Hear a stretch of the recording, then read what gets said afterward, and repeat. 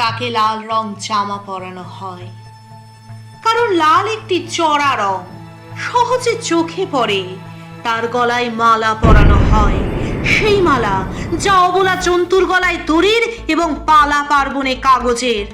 তার কান ছিদ্র করা হয়, একই সঙ্গে নাকও, সেই নাকও কানে পরানো হয় ধাতব পদার্থ। নিজস্ব দুটি কম্বলে ধাতু অথবা পাথরের দুটি যেন তাকে আলোকিত করে। তার হাতে চুড়ি পরানো হয়, অনেকটা হাত পেরি, অনেকটা শিকলের মতো এর আকার। তার পায়ে মল পরানো হয়, কোথায় কখন সে কি করে যেন জানাজানি হয়। তার মুখে রং লাগানো হয়, যেন কোনো জড় বস্তুর উপর রং।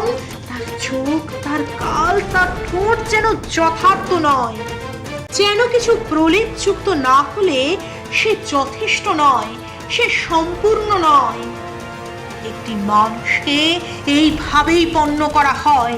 সে গ্রামে পণ্য, শহরে পণ্য, সে ফুটপাতে, রাস্তায়, সে বস্তিতে, অভিজাত এলাকায়, সে দেশে বিদেশে, সর্বত্রই বিভিন্ন ভাবে, বিভিন্ন তরে পণ্য। সে বিক্রি হয়, প্রকাশ্যে বিক্রি হয়। এই বিক্রির কোথাও কোথাও বেশ আধুনিকীকরণ হয়েছে। এই আধুনিকীকরণকে নারী প্রগতির নামে কেউ কেউ হাততালি দেয়। অধিকাংশ নির্বোধ নারী নিজেকে সাত করে শৃঙ্খলে জড়ায়। যারা ভেঙে যারা ভাবে যে বেরিয়ে এসেছে, মূলত তারাও জড়িয়ে যায় কোনো না কোনো ভাবে আরেক শৃঙ্খলে।